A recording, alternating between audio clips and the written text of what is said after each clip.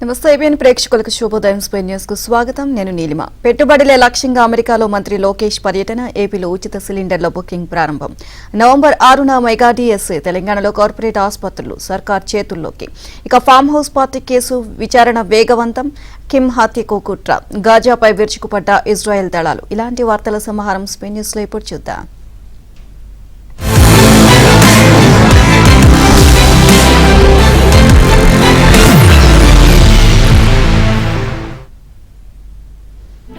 AP governor Abdul Nazir ను CM Chandrababu మర్యాదపూర్వకంగా కలిశారు. సీఎం చంద్రబాబు ఆయన సతీమణి భువనేశ్వరి రాజ్భవన్ కు వెళ్లారు. ఇటీవల అస్వస్థతకు గురైన గవర్నర్ సతీమణి సమీరా నజీర్ ను ముఖ్యమంత్రి దంపతులు పరామర్శించారు. ఆమె ఆరోగ్య పరిస్థితిని భువనేశ్వరి అడిగి తెలుసుకున్నారు. అనంతరం గవర్నర్, ముఖ్యమంత్రి ఏకాంతంగా చర్చలు జరిపారు. ప్రస్తుతం రాష్ట్రంలో ఉన్న పరిస్థితులు, దీపావళి నుంచి అమలు చేయబోయే సంక్షేమ కార్యక్రమాల గురించి చంద్రబాబు గవర్నర్ కు వివరించారు. ఇసుక, మద్యం పాలసీలపై గవర్నర్ ఆరా తీసినట్లు సమాచారం.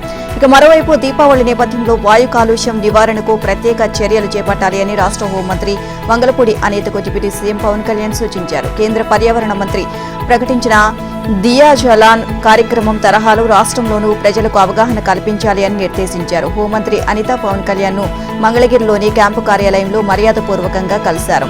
ఇక ఈ సందర్భంగా అనేక అంశాలపై ఇరువురు చర్చించారు.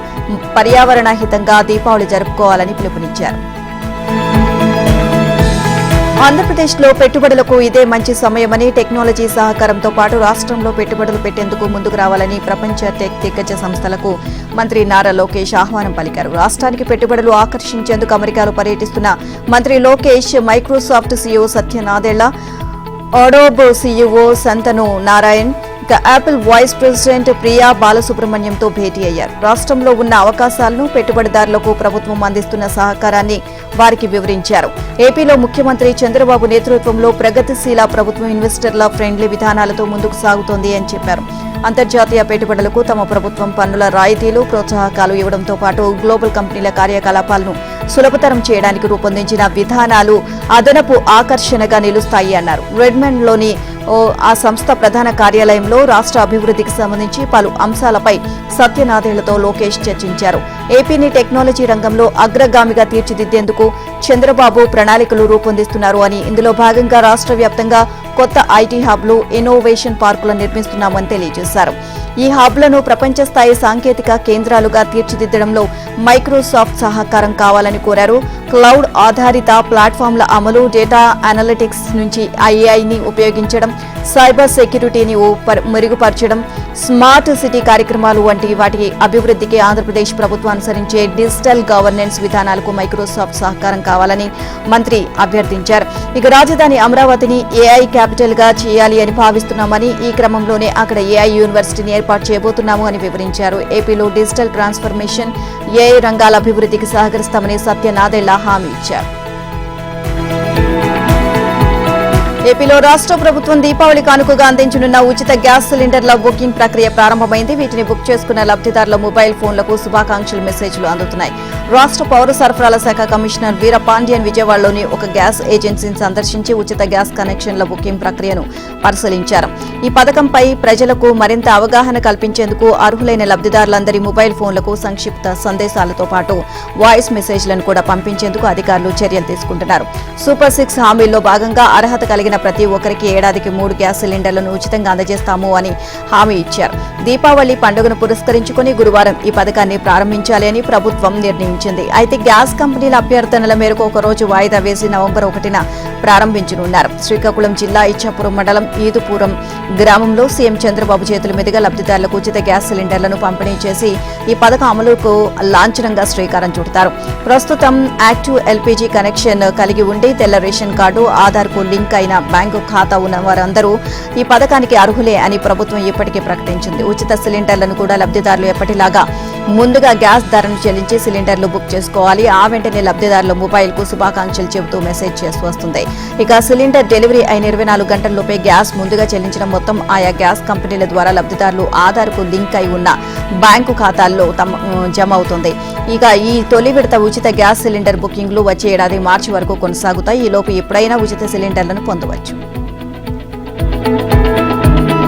మాజీ మంత్రి వైఎస్ వివేకానందరెడ్డి హత్య కేసును నీరుగార్చేలా అనేక కుట్రలు జరుగుతున్నాయని ఆయన కుమార్తె సునీతారెడ్డి తెలియజేశారు. పలుకుబడి కలిగిన పెద్ద వ్యక్తులు కేసును తీవ్రంగా ప్రభావితం చేస్తున్నారు అని అన్నారు. ఇక నిందితులను బెయిల్పై విడుదల చేస్తే సాక్ష్యాలను తారుమారు చేస్తారని ఆందోళన వ్యక్తం చేశారు. వివేకా హత్య కేసులో A3గా ఉన్న గజ్జల ఉమాశంకర్ రెడ్డి దాఖలు చేసుకున్న బెయిల్ పిటిషన్పై తెలంగాణ హైకోర్టు విచారణ చేపట్టింది. సునీతారెడ్డి తరపున న్యాయవాది గౌతమ్, సిబిఐ తరపున అనిల్ తన్వార్ వాదనలు వినిపించారు. పలుకుబడి కలిగిన వ్యక్తుల ప్రభావానికి గురయ్యే రిటైర్డ్ ఐఏఎస్ అధికారి అజయ్ కల్లం తాను సిబిఐకి ఇచ్చిన స్టేట్మెంట్ను తొలగించాలని హైకోర్టులో పిటిషన్ వేశారు. దానిపై సిబిఐ పూర్తి వివరాలతో కౌంటర్ దాఖలు చేసిన తర్వాత ఆయన ఆ పిటిషన్లో వాదనలు వినాలని పట్టుబట్టడం లేదు. ఈ కేసును మొదట విచారించిన సిఐ శంకరయ్య సిఆర్పిసి 161 స్టేట్మెంట్ ఇచ్చి మెజిస్ట్రేట్ వద్ద మాత్రం సిఆర్పిసి 164 స్టేట్మెంట్ ఇవ్వలేదు. అలా ఇవ్వకుండా ఉన్నందుకు ఆయనపై సస్పెన్షన్ ఎత్తివేయడంతో పాటు ప్రమోషన్ ఇచ్చారు. గంగాధర్ రెడ్డి అనే సాక్షి మెజిస్ట్రేట్ ఎదుట వాంగ్మూలం ఇవ్వకముందే అనుమానాస్పద స్థితిలో చనిపోయాడు. కేసులో A6గా ఉన్న ఉదయ్ కుమార్ రెడ్డి ఫిర్యాదు మేరకు దర్యాప్తు అధికారి రామ్ సింగ్ ను భయపెట్టే ఉద్దేశంతో కేసు నమోదు చేశారు. వివేక పిఏ ఎంవి కృష్ణారెడ్డి ఏకంగా సునీతారెడ్డి, ఆమె భర్త నర్రెడ్డి రాజశేఖర్ రెడ్డి, రామ్ సింగ్ పైనే కేసు పెట్టారు. ఈ పరిణామాలన్నింటినీ పరిశీలిస్తే ఈ కేసును నీరుగార్చడానికి ఏ స్థాయిలో ప్రభావితం చేస్తున్నారో స్పష్టంగా అర్థమవుతుంది. అన్ని పక్షాల వాదనలు విన్న న్యాయమూర్తి జస్టిస్ కె లక్ష్మణ్ ట్రయల్ త్వరలో ప్రారంభమయ్యే పరిస్థితులు అసలు కనిపించడం లేదని వ్యాఖ్యానించారు. తీర్పును రిజర్వ్ చేస్తున్నట్లు ప్రకటించారు. ఏపీలో కూటమి ప్రభుత్వం ఇచ్చిన హామీల్లో కీలకమైన మెగా డీఎస్సీ పట్టాలెక్కుతోంది. నవంబర్ 6న మెగా డీఎస్సీ నోటిఫికేషన్ జారీ చేసేందుకు ప్రభుత్వం సిద్దమైంది. 16,347 టీచర్ పోస్టులు భర్తీ చేస్తామని ఇప్పటికే ప్రకటించగా దీనికి అనుగుణంగా పాఠశాల విద్యాశాఖ చర్యలు చేపట్టింది. ఇక పోస్టుల రోస్టర్ వివరాలు సమర్పించాలి అని ఇటీవల పాఠశాల విద్యాశాఖ డైరెక్టర్ విజయరామరాజు ఆదేశాలు జారీ చేశారు. మరోవైపు నవంబర్ 2న ఉపాధ్యాయ అర్హత పరీక్షల ఫలితాలు విడుదల చేయనున్నారు. ఈ ఫలితాలు విడుదల చేసిన తర్వాత డీఎస్సీ ప్రకటిస్తే కొత్తవారు కూడా దరఖాస్తు చేసుకునే వీలు కలుగుతుంది అన్న ఉద్దేశంతో ప్రభుత్వం ఈ నిర్ణయం తీసుకుంది. ఆ తర్వాత 3 నుంచి 4 నెలల్లో డీఎస్సీ ప్రక్రియ పూర్తి చేయాలని లక్ష్యంగా పెట్టుకుంది.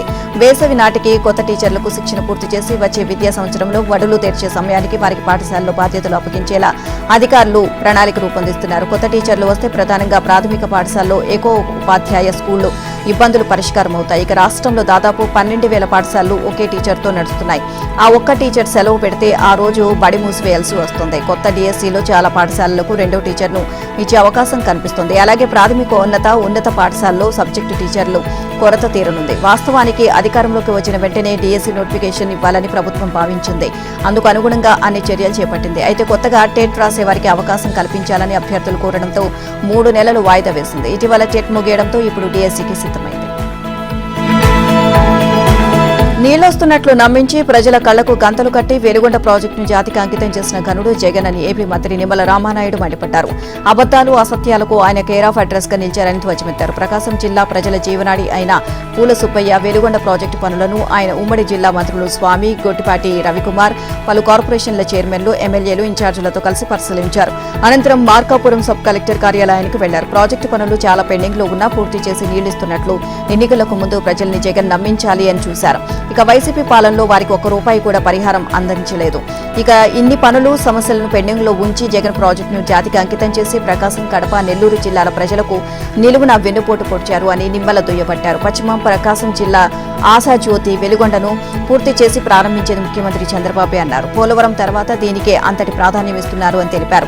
రాష్ట్రంలో అన్ని రకాల సాగు, తాగునీటి ప్రాజెక్టులు గత 5 ఏళ్లలో విధ్వంసానికి గురయ్యారి అన్నారు. ఇక ముఖ్యంగా ఏటా ప్రాజెక్టులు, స్కీముల నిర్వహణకు 980 కోట్లు ఖర్చు చేయాల్సి ఉండగా జగన్ ప్రభుత్వం 220 కోట్లే ఖర్చు చేయడం సిగ్గుచేటు అని తెలియజేశారు. 1040 ఎత్తిపోతల పథకాలు ఉంటే నిర్వహణ లేక 450 వరకు మూతపడ్డాయి అన్నారు. ప్రభుత్వం త్వరలో వాటర్ పాలసీ తీసుకురానుంది అని చెప్పారు.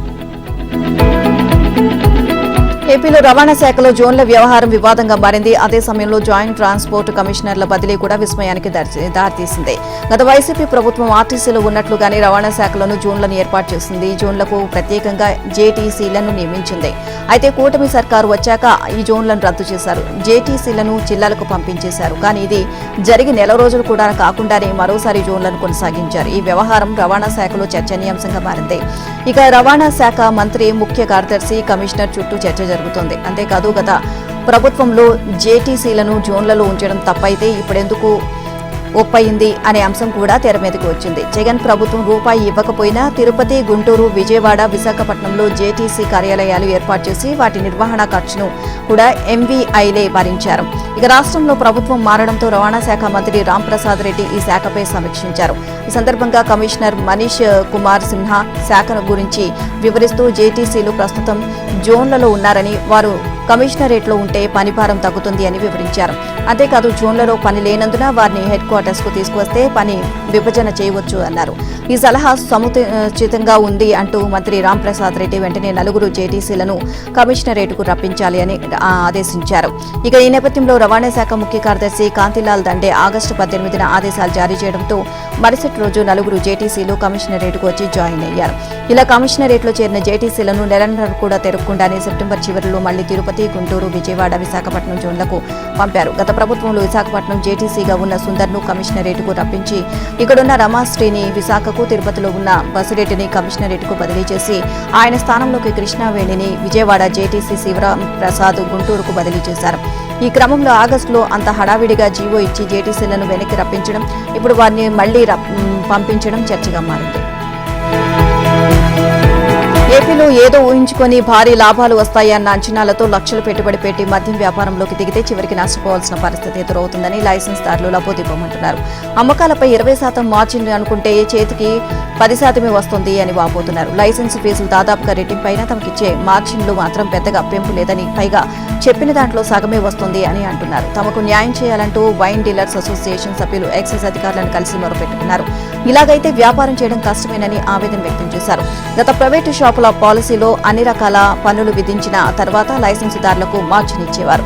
కానీ గత ప్రభుత్వంలో కొత్తగా ప్రవేశపెట్టిన అదనపు రిటైల్ ఎక్సైజ్ ట్యాక్స్ వ్యాపారులను దెబ్బకొట్టింది. కొత్త పాలసీలో ప్రభుత్వం ఇస్తామని ప్రకటించిన 20% మార్జిన్ను అన్ని పన్నుల విధించిన తర్వాత కాకుండా ఏఆర్ఈటీకి ముందే వస్తున్నారు. అంటే పన్నులు విధించిన తర్వాత వచ్చే ధరపై 20% మార్జిన్ ఇస్తున్నారు. తర్వాత ఏఆర్ఈటీ విధిస్తున్నారు. ఇందులో లైసెన్సులకు వాటా లేకుండా నేరుగా ప్రభుత్వానికి వెళ్తుంది.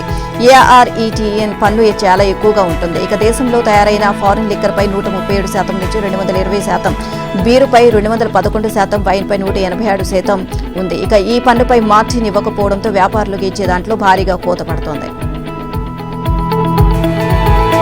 మూసి పునరుజ్జీవ ప్రాజెక్టు ముందుకే వెళ్తాం. ఇక దశల వారీగా చేపడతాం. ఈ ప్రాజెక్టుతో ఇంకో నగరాన్ని సృష్టిస్తాం. మిగతా నగరమంతా పగలు నడిస్తే మూసి ఒడ్డును నిర్మించే నగరం మాత్రం రాత్రి నడుస్తుంది అని తెలంగాణ ముఖ్యమంత్రి రేవంత్ రెడ్డి వెల్లడించారు. మొత్తం ప్రాజెక్టును 6.5 ఏళ్లలో పూర్తి చేస్తామని అన్నారు. ఇక మూసి ప్రాజెక్టు ప్రణాళిక వచ్చిన తర్వాత వికారాబాద్ నుంచి వాడపల్లి వరకు తాను పాదయాత్రకు సిద్ధమని, కేజీఆర్, హరీష్ రావు, ఈటెల రాజేందర్ సిద్ధమేనా అని సవాల్ విసిరారు.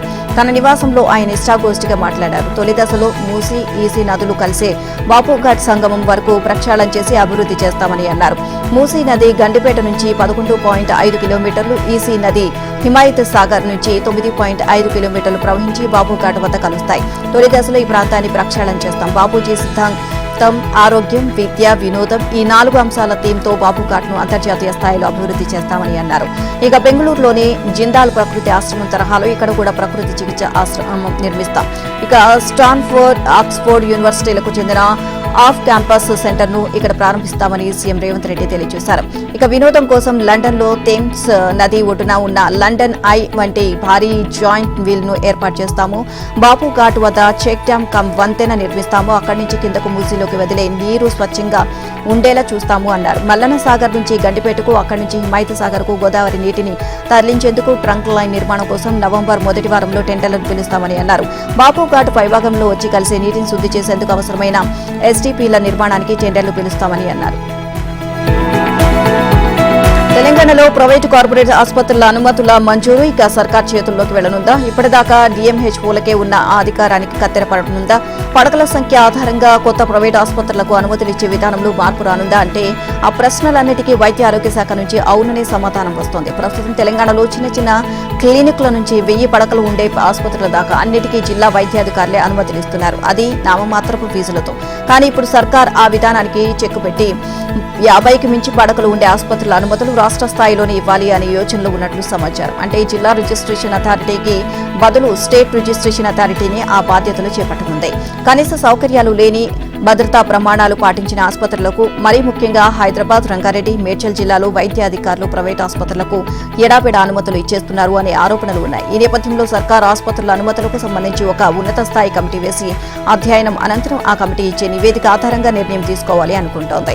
కొత్తగా ఏర్పాటయ్యే ప్రైవేట్ ఆసుపత్రుల రిజిస్ట్రేషన్ ఛార్జీలను భారీగా పెంచాలని సర్కార్ భావిస్తోంది. ప్రస్తుత నిబంధనల ప్రకారం 200కు మించి పడకలు ఉండే కార్పొరేట్ ఆసుపత్రికి కూడా ఈ ఫీజు కేవలం 16,000గా ఉంది. ఫలితంగా 100 కోట్లతో కట్టే కార్పొరేట్ ప్రైవేట్ ఆసుపత్రుల రిజిస్ట్రేషన్ ఛార్జీల రూపంలో తగినంత ఆదాయం రావడం లేదు అన్న అభిప్రాయంతో ఉన్న వైద్య ఆరోగ్య శాఖ బడా కార్పొరేట్ ఆసుపత్రుల రిజిస్ట్రేషన్ ఛార్జీలను అదే స్థాయిలో పెంచాలి అనే ఉద్దేశంతో ఉంది. ఈ మేరకు రిజిస్ట్రేషన్ ఫీజులను చట్ట ప్రకారం సవరించడానికి సంబంధించిన ప్రతిపాదనలు సిద్ధం చేయాలని వైద్యశాఖ ఉన్నతాధికారులను ప్రభుత్వం ఆదేశించినట్లు సమాచారం. బీఆర్ఎస్ వర్కింగ్ ప్రెసిడెంట్ కేటీఆర్ బావమర్ది రాజ్పాకాల ఫామ్ హౌస్ ఘటనను మోకిల పోలీసులు విచారణ వేగవంతం చేశారు. ఫామ్ హౌస్ పార్టీలో పాల్గొన్న 5 వ్యక్తులు పోలీసుల నోటీసులకు స్పందించి స్టేషన్కు వచ్చారు. వారి స్టేట్మెంట్ రికార్డు చేసి పంపారు. ఇప్పటి వరకు 9 మందిని విచారించినట్లు పోలీసులు తెలియజేశారు. రోజు 5 నోటీసులు ఇచ్చి వారి స్టేట్మెంట్ ను రికార్డు చేయనున్నట్లు చెప్పారు.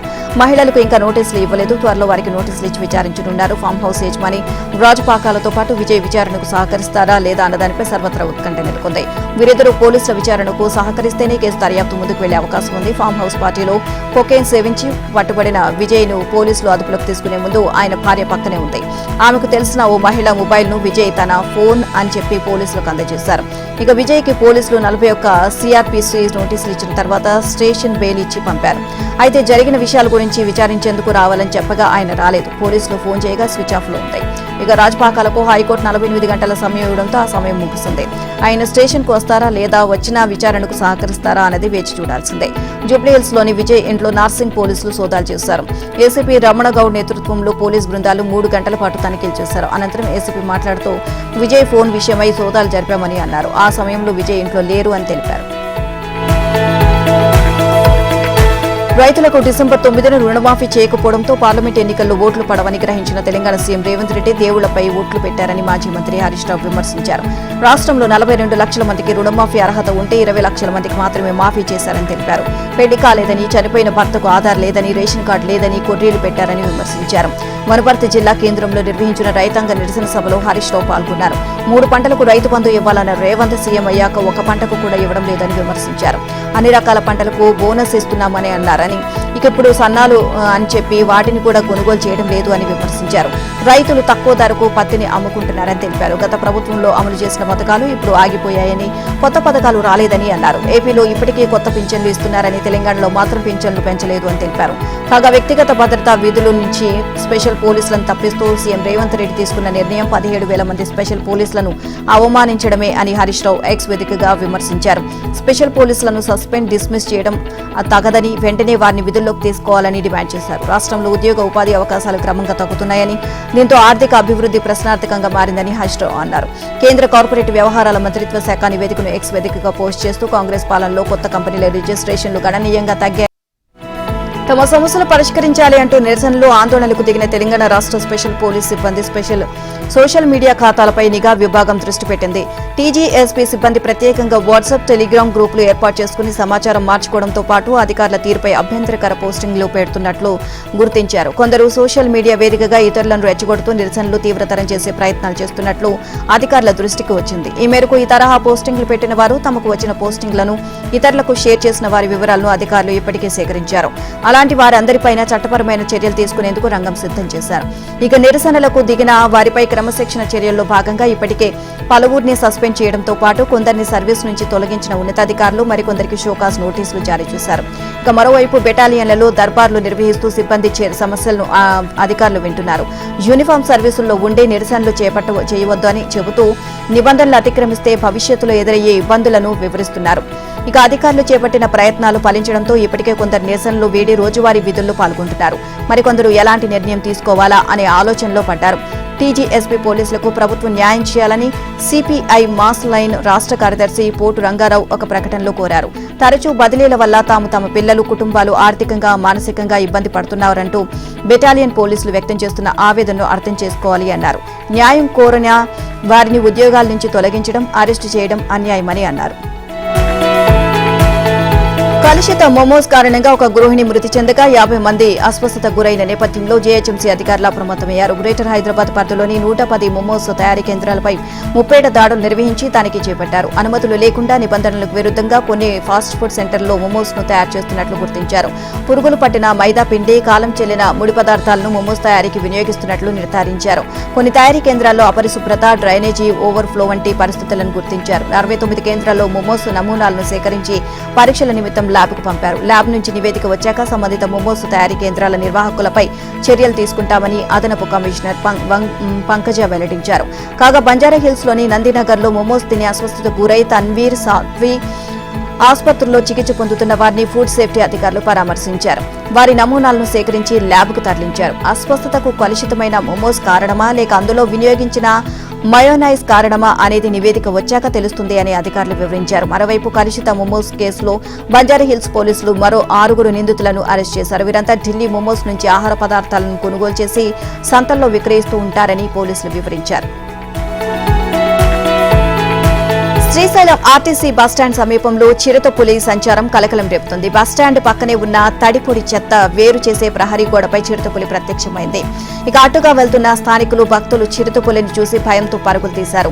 చిరుతపులికి సంబంధించిన వీడియోలను పలువురు తీశారు. ఇక అనంతరం చిరుతపులి సంచరిస్తుంది అనే విషయాన్ని అటవీశాఖ అధికారులకు స్థానికులు సమాచారం అందించారు. మరోవైపు శ్రీశైలం దేవస్థానం మైకులు చిరుతపులి సంచారం చేస్తుందని భక్తులను అధికారులు అప్రమత్తం చేశారు. దేశవ్యాప్తంగా విమానాలకు బాంబు బెదిరింపులు కొనసాగుతూనే ఉన్నాయి. మంగళవారం 100 విమానాలను బెదిరింపులు రాబట్టడం గమనార్హం. ఇక గడిచిన 16 రోజుల్లో మొత్తం 510 దేశీయ, అంతర్జాతీయ విమానాలకు బెదిరింపులు రాగా అవన్నీ ఉత్తివేనని తేలింది.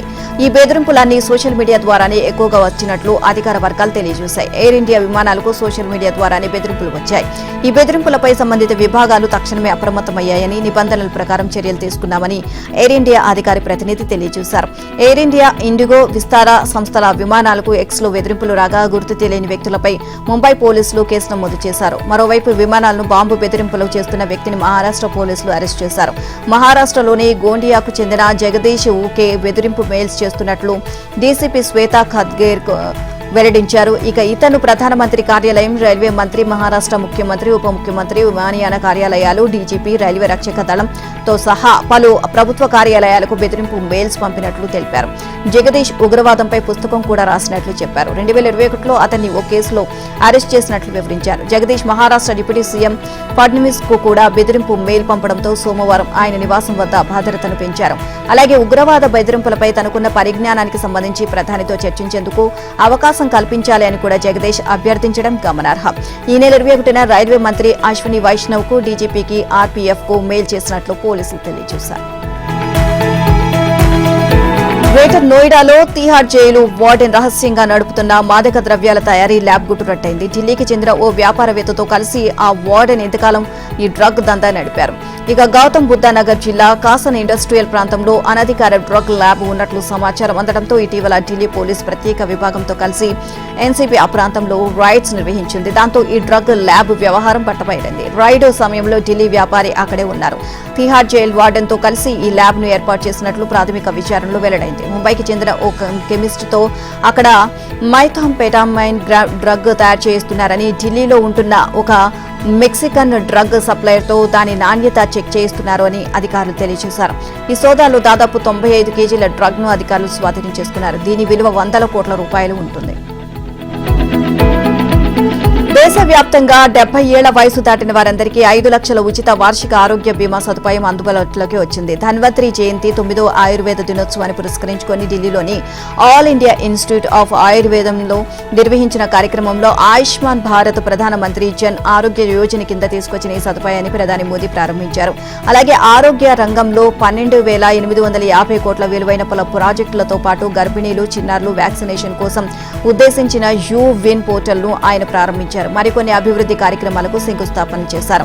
తాజా పథకం ద్వారా దేశవ్యాప్తంగా 4.5 కోట్ల కుటుంబాల్లోని 6 కోట్ల మంది వృద్ధులకు ప్రయోజనం చేకూరుతుంది అని అంచనా. ఇక పేద, ధనిక భేదాలు లేకుండా అన్ని వర్గాల వారికి బీమా వర్తిస్తుంది. ఈ పథకం కింద దరఖాస్తు చేసుకున్న వారికి కొత్త కార్డులు అందిస్తారు. ఇప్పటికే ఆయుష్మాన్ భారత్ పరిధిలో ఉన్న వారికి మరో 5 లక్షల అదనపు టాప్ అప్ కవరేజీ లభిస్తుంది. వేటు వైద్య ఆరోగ్య బీమా ఈఎస్ఐసి కింద ప్రయోజనం పొందుతున్న వారు కూడా ఈ పథకం కింద ప్రయోజనం పొందడానికి అర్హులు. CGHS, ex servicemen contributory health scheme, Ayushman central, armoured reserve police force పథకాల్లో ఉన్న వృద్ధులు వాటిని గాని ABPMJAYని గాని ఎంచుకోవచ్చు. ఇక దీనికోసం PMJAY పోర్టల్ లేదా ఆయుష్మాన్ యాప్లో పేరు నమోదు చేసుకోవాలి. ఆయుష్ రంగ విస్తరణలో భాగంగా all India institute of Ayurveda 2వ దశను ప్రధాని ఈ సందర్భంగా ప్రారంభించారు. దానిలో అత్యాధునిక పంచకర్మ ఆసుపత్రి, Ayurveda pharmacy, sports medicine unit, central library, IT, startup incubation centre, 500 సీట్ల ఆడిటోరియంను నిర్మిస్తారు. తమిళగ వెట్రి కళగం కేవలం నిర్మాణాత్మక విమర్శలను మాత్రమే పరిగణలోకి తీసుకుంటుంది అని ఆ పార్టీ అధ్యక్షుడు నటుడు విజయ్ వెల్లడించారు. ఇక రాబోయే రోజుల్లో విమర్శలు మరింత తీవ్రమవుతాయి అని తన పార్టీ కార్యకర్తలను ఉద్దేశించి లేఖ విడుదల చేశారు. ఇక రాజకీయాల్లో టీవీకి ఎప్పుడూ నిర్మాణాత్మక పాత్ర పోషిస్తుంది అని 2026 అసెంబ్లీ ఎన్నికల్లో లక్ష్యాలను సాధిస్తుందని విశ్వాసం వ్యక్తం చేశారు. టీవీకేపై DMK, అన్నా DMKల నుంచి విమర్శలు వస్తున్న వేళ విజయ్ ఈ విధంగా స్పందించారు. ఇక నటుడు విజయ్ నేతృత్వంలో ఏర్పాటైన తమిళగ వెట్రి కళగం అక్టోబర్ 27న మొదటి మహానాడు నిర్వహించింది. ఇందుకు భారీ సంఖ్యలో అభిమానులు, కార్యకర్తలు తరలివచ్చారు. ఇక ఈ నేపథ్యంలో వారికి లేఖ రాసిన విజయ్ భవిష్యత్తులో ప్రజల ఆకాంక్షలకు అనుగుణంగా వ్యవహరించాలి అని, ప్రజలను గుర్తింపు పొందేందుకు మనస్ఫూర్తిగా పనిచేద్దామని పార్టీ శ్రేణులకు పిలుపునిచ్చారు. ఎప్పుడు నిర్మాణాత్మకమైన రాజకీయాలను అనుసరిస్తాం. 2026 నాటికి మన లక్ష్యాలను ఖచ్చితంగా సాధిస్తాం. మనకు విజయం ఖాయం అని ఆ లేఖలో విజయ్ పేర్కొన్నారు. ఉత్తర కొరియా అధ్యక్షుడు కిమ్ హత్యకు కుట్ర జరుగుతున్నట్టు తెలుస్తోంది. దీంతో ఆయన భద్రతను కట్టుదిట్టం చేసినట్లు సమాచారం. ఈ మేరకు దక్షిణ కొరియాకు చెందిన స్పై ఏజెన్సీ చట్టసభ్యులకు ఈ విషయాన్ని తెలిపింది. ఇక ఇంటెలిజెన్స్ సర్వీస్ పార్లమెంటరీ ఆడిట్ సెషన్లో ఈ విషయాలను వెల్లడించింది. కమ్యూనికేషన్ జామింగ్ వాహనాలు, డ్రోన్లతో కిమ్పై దాడులు జరిపే అవకాశాలు ఉన్నట్లు తెలియజేసింది. ఇక దీంతో ఆయనకు భద్రతను పెంచినట్లు వెల్లడించింది. ఇటీవల కాలంలో సామాజిక కార్యకలాపాల్లో ఎక్కువగా కనిపిస్తున్నట్లు పేర్కొంది. ఈ ఏడాదిలో దాదాపు 110 కార్యక్రమాలకు హాజరైనట్లు గుర్తించింది. మరోవైపు కిమ్ తాత కిమ్ ఇల్ సుంగ్ ఏర్పాటు చేసిన క్యాలెండర్ దేశ భావజాలానికి చెందిన జూచేని కిమ్ సర్కార్ పాటించడం ఆపేసినట్లు ఏజెన్సీ తెలిపింది. దీనికి బదులుగా దేశంలో కిమ్ తనదైన ముద్ర ఉండేలా కొత్త భావజాలాన్ని బలోపేతం చేసేందుకు ప్రయత్నాలు సాగిస్తున్నట్లు సమాచారం.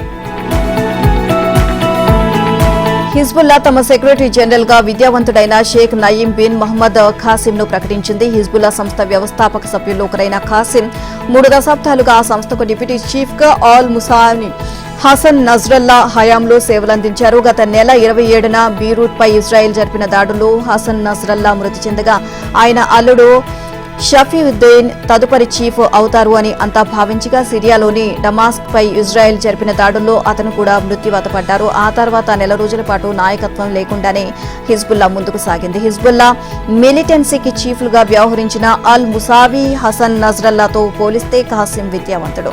1970లో లెబనీస్ విశ్వవిద్యాలయంలో ఫ్యాకల్టీగా పనిచేస్తూనే రసాయన శాస్త్రం అభ్యసించారు. 1977 నుంచి రసాయన శాస్త్రంలో ప్రొఫెసర్గా సేవలందించారు. 1974లో అల్ సదర్ స్థాపించిన మూవ్మెంట్ ఆఫ్ ది డిస్టెప్ట్ సైనిక విభాగంలో చేరారు. ఇక ఉత్తర గాజాలో శరణార్థులు తలదాచుకుంటున్న ఓ భవనంపై ఇజ్రాయెల్ డిఫెన్స్ ఫోర్సెస్ జరిపిన బాంబింగ్ లో 93 మంది మృతి చెందారు. ఇదే ప్రాంతంలో హమాస్ జరిపిన కాల్పుల్లో 4 IDF సైనికులు మృతి చెందారని, ఒకరు తీవ్రంగా గాయపడ్డారని అధికారులు వెల్లడించారు. ఇక మరోవైపు ఇజ్రాయెల్లో ఐక్యరాజ్య సమితి అనుబంధ సంస్థ UNRWA పై నిషేధం విధించినట్లు ఇజ్రాయెల్ ప్రకటించింది. ఉక్రెయిన్పై యుద్ధంలో రష్యాకు సాయంగా ఉత్తర కొరియా ఇప్పటికే 3,000 మంది సైనికులను తరలించింది అని, ఇంకా వేలాది మందిని పంపిస్తోంది అని ఉక్రెయిన్ అధ్యక్షుడు జెలెన్స్కీ ఆరోపించారు. ఉత్తర కొరియా సైనికులు ఇప్పటికే రష్యా తరపున యుద్ధంలో పాల్గొంటున్నారని చెప్పారు. ఇంకా 9,000 మంది సైనికులను రష్యాకు పంపిస్తున్నట్లు తమ వద్ద సమాచారం ఉంది అన్నారు. ఇక మొత్తంగా 12,000 మంది ఉత్తర కొరియా సైనికులు రష్యా తరపున ఉక్రెయిన్పై యుద్ధం చేయబోతున్నారు అని చెప్పారు. 2 దేశాల మధ్య జరుగుతున్న యుద్ధంలో ఉత్తర కొరియా జోక్యంతో పరిస్థితి మరింత తీవ్రమవుతుంది అని ఇక ఆయన ఆందోళన వ్యక్తం చేశారు. రష్యాలో ఉత్తర కొరియా సైనికులు ఉన్నారని దక్షిణ కొరియా చాలా కాలంగా ఆరోపిస్తుంది. ఇది నిజమేనని ఇటీవలే నాటో ధృవీకరించింది. న్యూజిలాండ్తో చివరిదైన 3వ టెస్టు కోసం పేసర్ హర్షిత్ రాణాను ఎంపిక చేశారు. ఇప్పటికే భారత జట్టు 2 టెస్టులను కోల్పోయింది. దీంతో 18 వరుస టెస్టుల సిరీస్ల విజయాలకు కూడా బ్రేక్ పడినట్లయింది. ఇటీవల రంజీ ట్రోఫీ మ్యాచ్లో ఢిల్లీ పేసర్ హర్షిత్ అసోంపై 7 వికెట్లతో పాటు అర్ధ సెంచరీతో ఆల్రౌండ్ ప్రదర్శన కనబర్చారు. బుధవారం అతను జట్టులో చేరనున్నాడు. ఇక శుక్రవారం నుంచి జరిగే ఆఖరి టెస్టు తుది జట్టులో బుమ్రాకు విశ్రాంతినిచ్చి రాణాకు చోటు కల్పించనున్నట్లు సమాచారం. New Zealand veteran batsman Kane Williams ను భారత్ తో చివరి టెస్టులో కూడా దూరమయ్యాడు. శ్రీలంక టూర్లో గాయపడిన కేన్ స్వదేశంలో కోలుకుంటున్నాడు. అయితే రాబోయే ఇంగ్లాండ్తో సిరీస్ను పూర్తి స్థాయిలో ఫిట్ గా ఉండేందుకు ప్రయత్నిస్తున్నాడు అని కివీస్ కోచ్ గ్వారీ స్ట్రేట్ తెలియజేశారు.